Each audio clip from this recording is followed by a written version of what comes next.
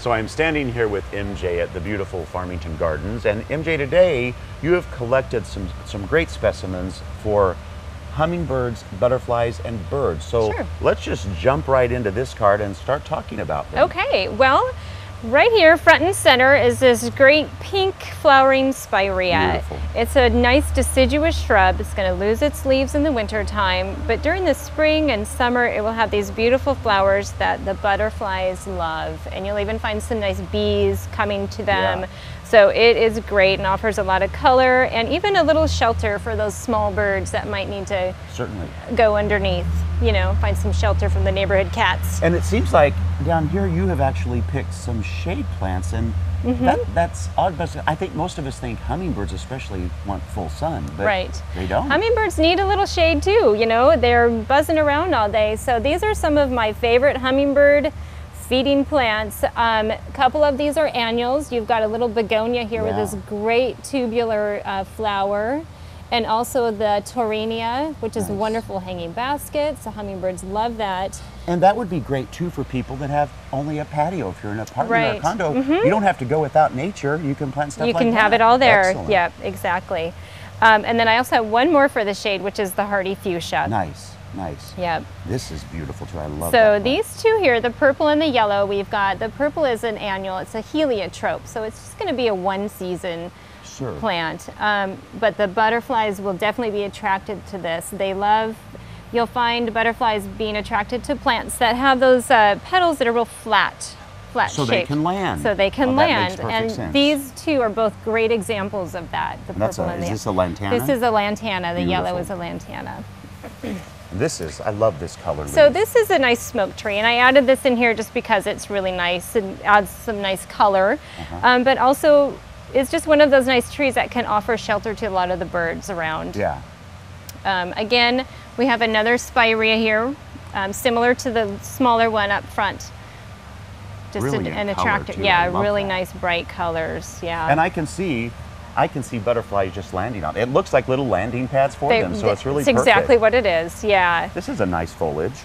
So what this is, and unfortunately we don't have the blooms on it right now, but this is a butterfly bush. Oh, beautiful. So I think many people know what the butterfly, flower looks like. It's very long, almost like a lilac.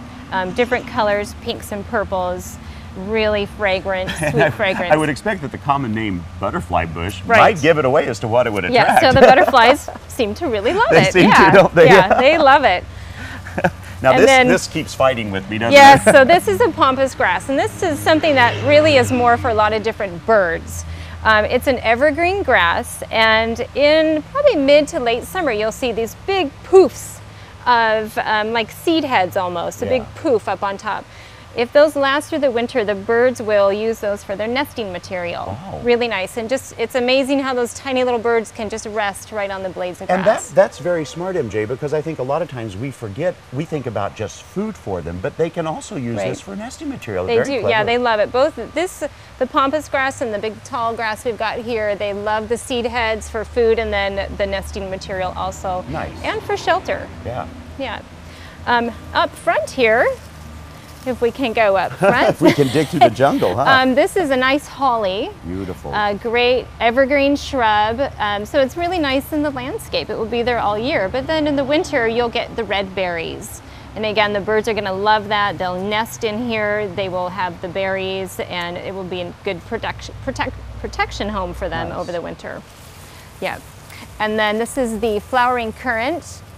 Lots of big flowers in the springtime, and then you'll get some dark blackberries on it. So this is like the ribes with the King James. What's the name of King Edward. King Edward. King Yes, Edward, that's yeah. Such a beautiful really one, too. popular. It's gorgeous. It's yeah. nice that a lot of these plants can provide so much for nature, MJ, but they can Yeah. also add such drama to our gardens for ourselves as Right, well. yeah, so it's Nice. enjoyable for a lot of different ways. Those are some cuties down there. What So are down those? there we have the wintergreen, and this is just a very low growing evergreen shrub or ground cover, and you'll see right now we've got a few little red berries on it, and that's something that birds and maybe even squirrels might like, and then also just kind of adds that little lush look to the landscape. I've been known to taste them myself.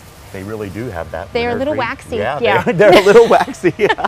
This is a beautiful specimen. And so right here we've got a flowering crabapple, which does produce a little bit of fruit on it. I've added this because it's big. It's something that the birds will most certainly find to nest in, and then also, you know, offers them a little bit of fruit to eat. Wonderful. Now, on the planting of things, it seems like most of these plants are really pretty much the same planting habit. They are, yeah. For the most part, most of these are really going to like very well-drained soil, and when you're planting, it's good to add just a good amount of compost, kind of an even amount of compost to existing soil. Yeah.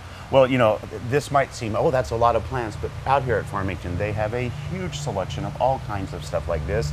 So if you're interested in attracting birds and hummingbirds and butterflies to your garden, come on out, chat with the staff, pick up some, and make your garden a haven for nature out at your own place. Thank you so much, MJ. Thank you. You. Lovely stuff. Thanks.